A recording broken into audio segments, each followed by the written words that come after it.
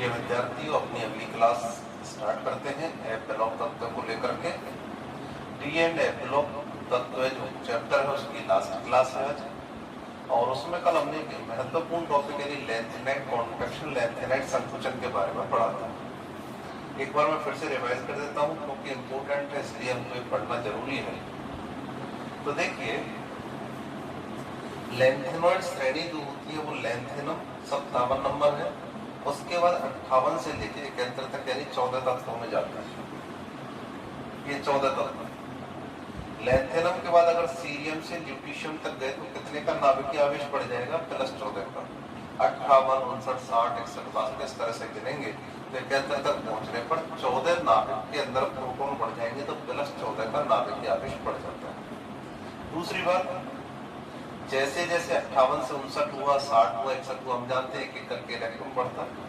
तो कितने इलेक्ट्रॉन हो रहे हैं? 14 इलेक्ट्रॉन है। तो ये 14 इलेक्ट्रॉन कौन से कक्षकों में जाते हैं? 4f कक्षकों में। इसीलिए हम इनको कौन से ब्लॉक के तत्व कहते हैं? एफ ब्लॉक के तत्व कहते हैं। कल ये भी बात बताई थी कि नाभिकीय आवेश तो लगातार बढ़ता चलेगा। नाभिकीय आवेश का काम क्या होता है? ये जैसे मान लीजिए नाभिकीय आवेश है प्लस 71, कक्षाएं कौन कौन सी हो जाएंगी? 6s तक पहुंचता है। 1, 2, 3, 4, 5, 6। इलेक्ट्रॉन कहाँ पहुंचे हैं? 4f कक्षकों में यानी चौथी कक्षा में।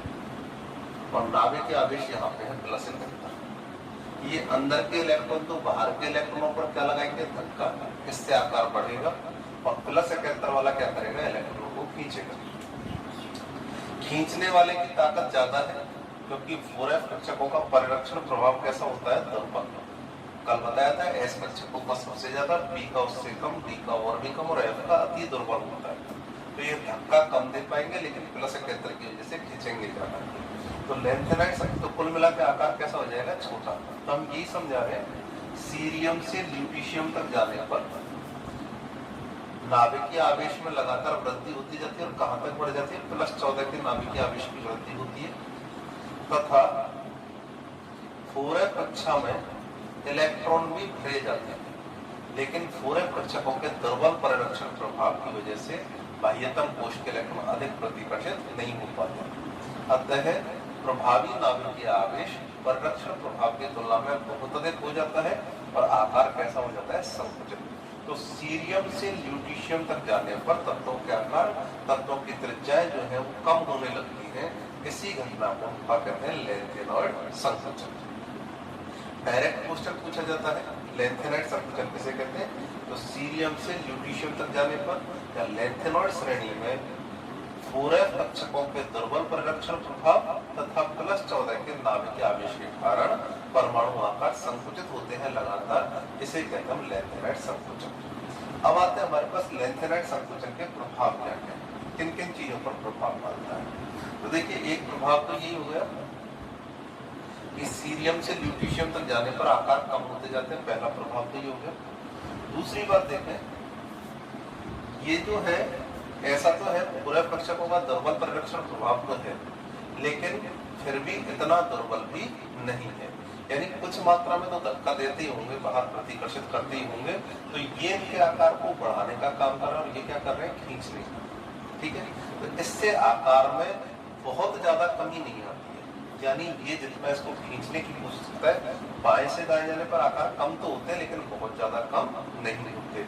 इसलिए सबके आकार लगभग ऐसे मान सकते हैं, बहुत बहुत कम है तो हम लगभग समान मान लेते हैं। तो इनको आपस में पृथक करना कैसा होता है? मुश्किल। लेकिन एक पद्धति है जिसको अपन कहते हैं संकुल बनाने की प्रवृत्ति। जो जितने छोटे आकार का संकुल है वो अलग तरह का संकुल बनाएगा। अपन अगले चैप्टर में पढ़ेंगे संकुल क्या होते हैं। केंद्रीय धातु लिगेंडों से जुड़ जाते हैं, ये हमने पहले डिस्कस किया था लेकिन ज्यादा नहीं किया, तो अगले चैप्टर में पढ़ लेंगे। तो सीरियम जो होता है वो अलग प्रकार का संकुल बनाता है, ल्यूटीशियम अलग प्रकार का। तो संकुल बनाने के आधार पर हम इनमें अंतर कर सकते हैं, इनको अलग अलग कर सकते हैं। हालांकि ये बहुत इंपॉर्टेंट टॉपिक नहीं है लेकिन फिर भी हमको पता होना चाहिए। जो इसमें इंपॉर्टेंट है एक ये है, इसको भी ध्यान दें। ये क्वेश्चन शायद इस बार पूछा गया था। सीरियम का अगर क्षार बनाएंगे 3 वैलेंसी होती है तो सीरियम हाइड्रोक्साइड बनेगा। आगे चले लास्ट तक चले ल्यूटीशियम हाइड्रोक्साइड, ये बनेगा। तो ये पूछा जाता है कि क्या कारण है बाएं से दाएं जाने पर लैंथेनॉइड श्रेणी के क्षारों की क्षारीयता, लैंथेनॉइड श्रेणी के हाइड्रोक्साइडों की क्षारीयता कम होती जाती है, यानी ये सबसे ज्यादा क्षारीय है और ये सबसे कम क्षारीय है। क्या रीजन देंगे तो उत्तर वैसे इसका रहेगा लैंथेनॉइड संकुचन के कारण। बेसिक उत्तर तो ये। अब वो होता क्यों वो मैं समझा देता हूँ। ये देखिए बाएं से दाएं जाने पर आकार कैसा होता जाएगा, छोटा। तो आकार हो गया छोटा, जितना छोटा आकार होगा और ये है सीरियम प्लस। बड़े आकार पर धनावेश है और छोटे आकार पे धनावेश का मान बराबर है, तो यहाँ धनावेश घनत्व कैसा रहेगा, ज्यादा। घनत्व का मतलब भीड़ भाड़ धनावेश की। तो छोटे आकार पे ज्यादा धनावेश महसूस होगा और बड़े आकार पे कैसा होगा, कम धनावेश। तो जो छोटे आकार पे धनावेश जब ज्यादा महसूस होगा तो ये OH माइनस को अच्छी तरह बांध के रखेगा और ये OH माइनस को तुलनाकतः ढीला बांध के रखेगा। तो यहाँ OH आसानी से टूट सकता है, यहाँ मुश्किल से टूटता है, इस वजह से ये ज्यादा क्षारीय है और ये कम क्षारीय। क्षार कहते हैं किसको है, जो कि आसानी से OH माइनस देते हैं। फिर से समझ लीजिए, बाएं से दाएं जाने पर हाइड्रोक्साइडों की क्षारीयता कम होती है। रीजन क्या है, बाएं से दाएं जाने पर लैंथेनॉइड तत्वों के आकार कैसे होते हैं, कम हो जाते हैं, छोटे हो जाते हैं। तो जो ल्यूटीशियम प्लस 3 है वो सीरियम प्लस 3 की तुलना में या फिर बाएं से दाएं जाने पर धनावेश घनत्व बढ़ता है और धनावेश घनत्व जैसे जैसे बढ़ेगा वैसे वैसे OH माइनस को ज्यादा मजबूती से बांध के रखता है, आसानी से मुक्त नहीं करता, इसलिए इसकी क्षारीयता कम और इसकी क्षारीयता अधिक हो जाएगी। तो ये क्षारीयता है। अब देखें जो सबसे इंपोर्टेंट है लैंथेनॉइड संकुचन के प्रभावों में, उसको देखते। ये तो सामान्य है, इनको नहीं पूछता अक्सर, जो पूछता है। तो देखें ये डी ब्लॉक से रिलेटेड क्वेश्चन है एफ ब्लॉक के आधार पर, स्कैंडियम, इट्रियम और लैंथेनॉइड। ठीक। अगला है टाइटेनियम, जिरकोनियम और हाफ। हम लोगों ने ये पढ़ा है जब हम एक वर्ग में ऊपर से नीचे आते हैं तो आकार के मानों में क्या होती है, वृद्धि होती है। यानी स्कैंडियम का आकार कम, इट्रियम का सबसे ज्यादा, लैंथेनम का इससे भी ज्यादा होना चाहिए। नियम क्योंकि कहता है जब हम एक वर्ग में गति करते हैं तो आकार के मान में नियमित वृद्धि होती है। यहाँ भी ऐसे होना चाहिए। लेकिन होता क्या है, इसका 21 परमाणु क्रमांक, यहाँ 39 है, यहाँ 57। यहाँ पे देखें 22 हो जाएगा, 21 पर 22 आता है, 39 पर 40। लेकिन 57 के बाद 58 नहीं आता, बल्कि कितना आता है, 72 आता है। 14 तक तो चलेगा। यहाँ से यहाँ तक देखें प्लस 18 का अंतर, यहाँ से यहाँ देखेंगे कितने का अंतर है, प्लस 18 का अंतर। यहाँ से यहाँ देखें प्लस 18 का और यहाँ से यहाँ देखें प्लस 32। इसी प्रकार से अब अगर आप आगे जाते जाएंगे तो आपको यहाँ पे प्लस 32 का अंतर मिलेगा। केवल पहले तत्व है इनमें प्लस 18 का अंतर रहता है। कारण क्या है, 32 का अंतर क्यों आ गया, 18 और 14 कितने होते हैं, 32। तो 58 से 71 तक के जो तत्व है ऊपर चले गए F ब्लॉक। ठीक। और जहाँ F ब्लॉक आ गया वही लैंथेनाइड संकुचन होगा। लैंथेनाइड के बाद है, तो आप देखिए क्या क्वेश्चन है। ऊपर से नीचे जाने पर आवर्त वर्ग में आकारों के मान क्या होते हैं, बढ़ते हैं। लेकिन यहाँ देखने में आया कि ये कौन सा है, चौथा, ये 5वां और ये 6वां। या फिर इसको प्रथम संक्रमण श्रेणी, इसको द्वितीय संक्रमण श्रेणी और इसको तृतीय संक्रमण श्रेणी। क्वेश्चन ये पूछता है प्रथम संक्रमण श्रेणी से द्वितीय संक्रमण श्रेणी में आने पर तो आकार बढ़ते, लेकिन द्वितीय और तृतीय संक्रमण श्रेणी के आकार लगभग समान होते हैं। क्वेश्चन समझ में आ रहा है, दोबारा देख लें। पहले से दूसरे आकार तो क्या होना चाहिए, टाइटेनियम का सबसे कम, जिरकोनियम का ज्यादा और हाफनियम का और भी ज्यादा। तो ये होना चाहिए था आकार बढ़ते क्रम में। लेकिन होता क्या है, इसका तो सही है लेकिन इन दोनों के आकार लगभग बराबर होते हैं, ज्यादा नहीं हो पाता। तो इसके पीछे क्या रीजन है, तो उत्तर रहेगा लैंथेनॉइड संकुचन। अब मैं बताता हूँ कैसे। बोलिए जिरकोनियम से हाफनियम तक कितने का अतिरिक्त नाभिकीय आवेश हो गया, प्लस 14 हो गया। यहाँ तो 18 बढ़ रहे थे, यहाँ पे कितने हो रहे, 32। तो प्लस 14 का अतिरिक्त नाभिकीय आवेश हो गया। तो प्लस 14 का अतिरिक्त नाभिकीय आवेश तथा ये 14 इलेक्ट्रॉन गए के समय है F कक्षकों में, 4F कक्षकों का दुर्बल परिरक्षण प्रभाव। तो अभी अभी बताया था जब नाभिकीय आवेश तो ज्यादा ताकतवर हो जाए और दुर्बल परिरक्षण प्रभाव रहे तो आकार संकुचित होगा कि बढ़ेगा, तो सीधा सा उत्तर है संकुचित होगा। मैं इसको और बताता हूँ, समझाता हूँ आपको एक बार। यहाँ से टाइटेनियम के लिए विन्यास को अगर देखें तो इस तरह से आएगा 1 2 3 4। इसका विन्यास है 3d2 4s2, ठीक। इसका 4d2 5s2 और इसका होगा 5d2 6s2। थोड़ा बहुत हेरफेर होता है इसमें, 5d3 6s1 होगा, लेकिन कुल मिला के इलेक्ट्रॉन 4 ही होते हैं, तो अपन इसको फिलहाल कर लेते हैं एडजस्ट। देखिए सबसे पहले इसको देखते हैं, 2 इलेक्ट्रॉन इसमें है, 4d2 के 2 इलेक्ट्रॉन इसमें, ठीक। नाभिकीय आवेश कितना हो जाएगा +5। अगले में देखते हैं +40, यहाँ हो जाएगा 5 1 2 3 4 5, और अगला हो जाएगा +72 1 2 3 4 5, ठीक। पांचवें में 2 इलेक्ट्रॉन, छठे में। यहाँ पे देखिए यहाँ से यहाँ तक कितने इलेक्ट्रॉन बढ़ रहे हैं 18। यहाँ से यहाँ तक के 18 इलेक्ट्रॉनों का प्रभाव तो सही है, लेकिन बताइए 18 के बाद सीधा कितना बढ़ रहा है 32, तो 18 और 14 कितने 32, तो ये 14 इलेक्ट्रॉन कौन सी कक्षाओं में जाते हैं 4f, ठीक। तो देखिए यहाँ से यहाँ नाभिकीय आवेश +18, यहाँ से यहाँ +32, तो अगर +18 बढ़ता जब तो बराबर वृद्धि होती, लेकिन +14 का अतिरिक्त नाभिकीय आवेश बढ़ चुका है, और +14 का बढ़ेगा तो इसका मतलब यहाँ से यहाँ तक जितनी ताकत से बाहरी इलेक्ट्रॉन खींचे जा रहे थे उससे +14 ज्यादा ताकत से ये इलेक्ट्रॉन खींचे जाएंगे, ठीक। यहाँ तो 18 की ताकत से खींच रहे हैं, यहाँ +32 से, तो इसका मतलब +14 की अतिरिक्त ताकत से बाह्यतम कोश के इलेक्ट्रॉन खींचे जा रहे हैं। साथ ही अंदर के इलेक्ट्रॉन भी इनको कम धक्का दे रहे हैं, यानी परिरक्षण प्रभाव दुर्बल लग रहा है, और ये दोनों कारक क्या कहलाते हैं लेंथेनॉइड संकुचन। तो जब खींच ज्यादा लेगा धक्का कम देगा तो बोलो ज्यादा आवेश रहेगा तो इसको ज्यादा खींचेगा, और खींच करके इसका आकार संकुचित होते होते किसके बराबर हो जाएगा इसके बराबर। तो हम कह सकते हैं जैसा इसमें हुआ वैसे ही आगे होगा। तो हम ये कह सकते हैं जैसे ये देखो वेनेडियम नाइट्रोबियम और ये टेंटियम, इसमें भी वही है, यहाँ से यहाँ तक +18 और यहाँ से यहाँ तक +32। तो जैसे जैसे हम आगे जाएंगे सब में यही क्रम है कि +14 का अतिरिक्त नाभिकीय आवेश और जो 14 इलेक्ट्रॉन है वो 4f कक्षकों के दुर्बल परिरक्षण प्रभाव के कारण कुल मिलाकर के तीसरी संक्रमण श्रेणी का आकार द्वितीय संक्रमण श्रेणी के समान हो जाता है। तो ये किस वजह से हो रहा है लेंथेनॉइड संकुचन।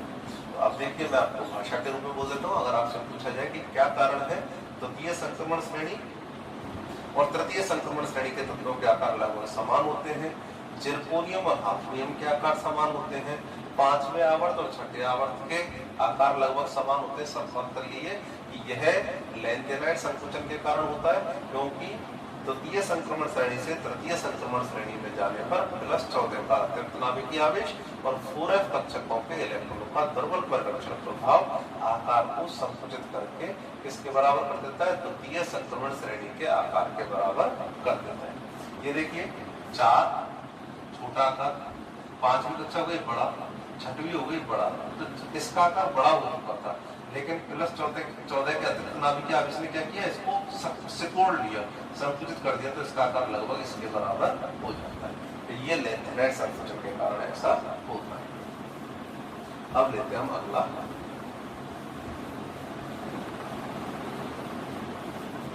एक आप ये याद रखते हैं जो एक्टिनॉइड तत्व होते हैं, ठीक है, एक्टिनॉइड तत्व उनमें आपने देखा कहां से स्टार्ट है, 89 एक्टिनियम का है, 90 थोरियम का है, फिर प्रोटेक्टिनियम का है, फिर यूरेनियम का। तो 92 नंबर जो है वो है यूरेनियम, ठीक है।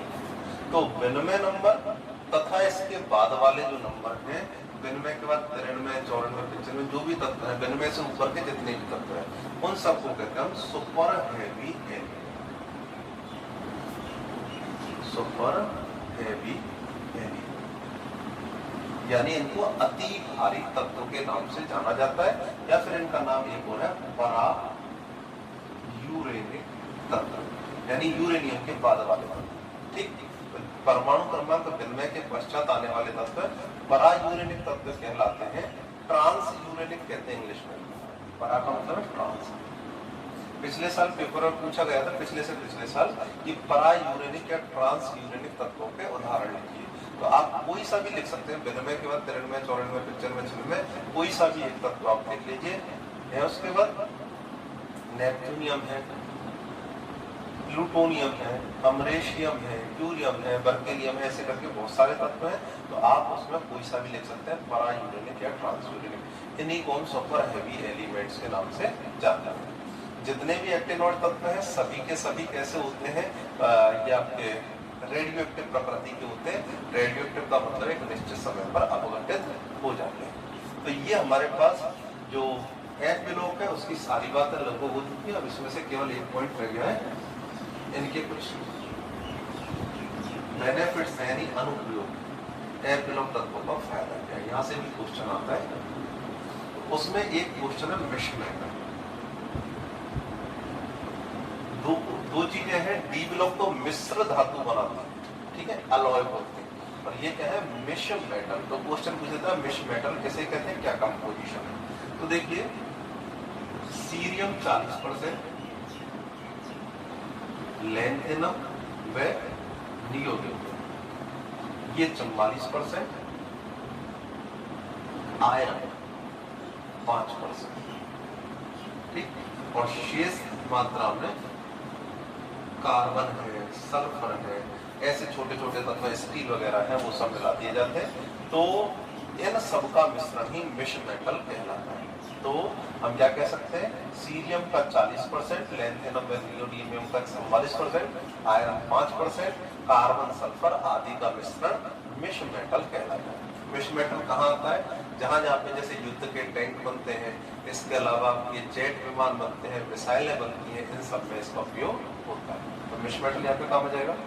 दूसरा एक क्वेश्चन आता है कि जेट विमानों के जो ईंधन है या बॉडी है वो किससे बनाई जाती है। तो उनकी जो बॉडी बनती है वो मिश्र मेटल लेते हैं और उसके अंदर क्या मिला लेते हैं, मैग्नीशियम मिला लेते हैं, ठीक है, 5% मैग्नीशियम। तो मिश्र मेटल प्लस 5% मैग्नीशियम से जो बनने वाला मटेरियल होता है उससे जेट विमानों का शरीर, उनकी जो बॉडी है वो क्लियर। तीसरी चीज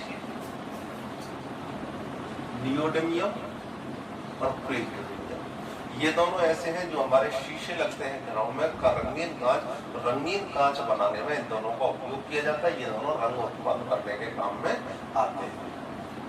एक देखिए आपके कोर्सों में प्रैक्टिकलों का काम है, वो अपने प्रैक्टिकल तो नहीं है, बीएससी वगैरह में आते हैं, अनुमापन के नाम से। तो अनुमापन की जो क्रिया होती है उसमें सीरियम का उपयोग किया जाता है। कौन सा अनुमापन है, आयतन मितीय अनुमापन। अभी अनुमापन क्या है, तो हम लोग करेंगे, जब प्रैक्टिकल करेंगे तो क्या होता है कि एक यूनिट होता है, एक पिपेट, 1 मिलियन की सांद्रता पता होती है और दूसरे की ज्ञात करनी होती है। तो ऐसे अनुमापनों का ज्ञान किससे करते हैं, सीरियम के द्वारा किया जाता है, सीरियम का उपयोग किया जाता है। सीरियम एफ ब्लॉक का तत्व है। तो ये हमारे पास कुछ मुख्य रूप से अनुप्रयोग आ चुके हैं। अब मैं आपको एक बार डी और एफ ब्लॉक को रिवाइज कर देता हूँ। डी ब्लॉक तत्व वे हैं जिनमें n-1d कक्षक में इलेक्ट्रॉन भरे जाते हैं। इनको संक्रमण तत्व कहते हैं क्योंकि इनमें n-1d कक्षक व्यक्ति होते हैं, पूर्ण पूरित नहीं होते। Zn, Cd और Hg इनको संक्रमण तत्व नहीं पाया जाता क्योंकि इनकी मूल या आयनिक अवस्था में d कक्षक पूर्ण पूरित होते हैं। क्रोमियम कॉपर के विन्यास में अर्धपूरित और पूर्ण पूरित होने के कारण वास्तविक विन्यासों में भिन्न यानी 3d5 और उनसे 3d10 4s1 वाले विन्यास दर्शाते हैं। फिर उनके कैरेक्टर आते हैं डी ब्लॉक में कि ये वाले उत्प्रेरकों की तरह उपयोग में लिए जाते हैं। कारण क्या है कि इनमें मुक्त संयोजकता पाई जाती है, डी कक्षक रिक्त होते हैं, तो ये अभिकारकों से आसानी से क्रिया कर सकते हैं। इसके अलावा दूसरी बात आई हमारे पास कि ये मिश्र धातु बनाते हैं क्योंकि आकार लगभग समान है। इनके परमाणु आकार की बात है कि परमाणु आकार निश्चित क्रम में नहीं होते, पहले एकदम से चाहूंगे, पहले इनके कम होते हैं, फिर बराबर होते हैं और फिर बढ़ते हैं। उसके पीछे रीजन बता दिया, जेड इफेक्ट ज्यादा हो गया तो आकार कम होंगे, बराबर हो गया तो आकार बराबर हो जाएंगे परिरक्षण प्रभाव के, और परिरक्षण प्रभाव ज्यादा हो जाएगा तो आकार बढ़ेंगे। इसके बाद देखें ये हो गया। एक इनका जो डी ब्लॉक तत्व है वो रंग प्रदर्शित करते हैं। रंग कैसे प्रदर्शित होता है तो मैंने उत्तर बताया था, डी संक्रमण के कारण वो रंग प्रदर्शित करते हैं। दूसरी बात, उनमें धातु गुण पाए जाते हैं तो बहुत सारे इलेक्ट्रॉन मुक्त होते हैं, यानी अयुग्मित होते हैं, तो वो आसानी से अन्य धातु परमाणुओं से बंध बना लेते हैं। इसीलिए वो क्या करते हैं कि अपनी बंध बनाने की प्रवृत्ति के कारण धातु कठोरता प्रदर्शित करते हैं। तो ऐसे करके हमारे पास डी ब्लॉक के और गुण आप देख लीजिए, सभी आसानी से हो सकते हैं। उपसह संयोजक बनाते हैं, ऐसे करके बहुत सारे गुण। अब एफ ब्लॉक आता है। एफ ब्लॉक में गिनती के 5 या 6 क्वेश्चन बनते हैं और पूछ ही देता है। सबसे पहले इनको अंतः संक्रमण तत्व क्यों कहते हैं? क्योंकि ये संक्रमण तत्वों के n-1 डी कक्षकों से भी अंदर वाले कक्षक यानी n-2 f कक्षकों में इलेक्ट्रॉन धारण करते हैं, इसलिए इनको अंतः संक्रमण तत्व कहते हैं। दूसरी बात, एक और बात है कि एफ ब्लॉक तत्वों को अति दुर्लभ तत्व या दुर्लभ मृदा तत्व कहते हैं, क्योंकि मृदा में ये बड़ी दुर्लभता से मिलते हैं। तीसरी चीज कि जो एफ ब्लॉक तत्व है उनमें 2 श्रेणियां हैं, लैंथेनॉइड और एक्टिनॉइड। तो उनमें भी एक किसी का भी इलेक्ट्रॉनिक विन्यास पूछ सकता है, तो मैंने बता रखा है लैंथेनॉइड तत्वों के लिए 28 नंबर और एक्टिनॉइड श्रेणी के लिए 158 नंबर। F7 F14 का 2 बार रिपीट है। ये विन्यास जानने के बाद फिर आपको एक ऑक्सीकरण अवस्था है, सभी की ऑक्सीकरण अवस्था चाहे लैंथेनॉइड हो चाहे ऑक्टेनॉइड, मेन ऑक्सीकरण अवस्था +3 है, लेकिन कुछ केस स्पेशल जैसे सीरियम है, एटर्बियम है, बताए थे ये स्पेशल कैसे यूरोपियम है, इनमें +2 या +4 अतिरिक्त अवस्था के रूप में आ सकता है।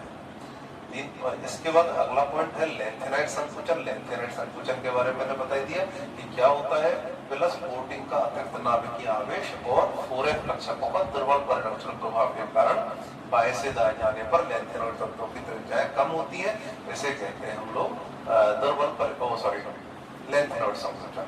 इसके बाद एक क्वेश्चन, सुपर हैवी एलिमेंट या परायूरेनिक तत्व क्या होता है? तो यूरेनियम के बाद आने वाले सभी तत्व परायूरेनिक तत्व कहलाते हैं। उसके बाद इसके यूज से संबंधित मिश्र मेटल क्या होता है, ठीक है, कौन से ऐसे तत्व हैं जो रंगीन कांच बनाने में काम आते हैं? तो नियोडिमियम और प्रेसियोडिमियम है।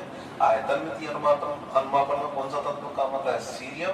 तो ऐसे करके हम लोग इन सबको बता सकते हैं। तो इस तरह से हमारे डी और एफ ब्लॉक होते हैं कंप्लीट। चैप्टर कंप्लीट हो चुका है, हमारे 3 चैप्टर कंप्लीट हो चुके हैं। आप उनको बेहतर से बेहतर पढ़िए, समझिए, और कोई क्वेश्चन हो तो आप पूछ सकते हैं, कोई परेशानी नहीं है क्वेश्चन वगैरह के, तो सामान्य है चैप्टर। अगला चैप्टर हम इसके बाद वाला 9वां चैप्टर है कोऑर्डिनेशन कंपाउंड ऑफ सह संयोजक, वो पढ़ाएंगे। तब तक आप उसको ढंग से पूरा कर लीजिए। धन्यवाद।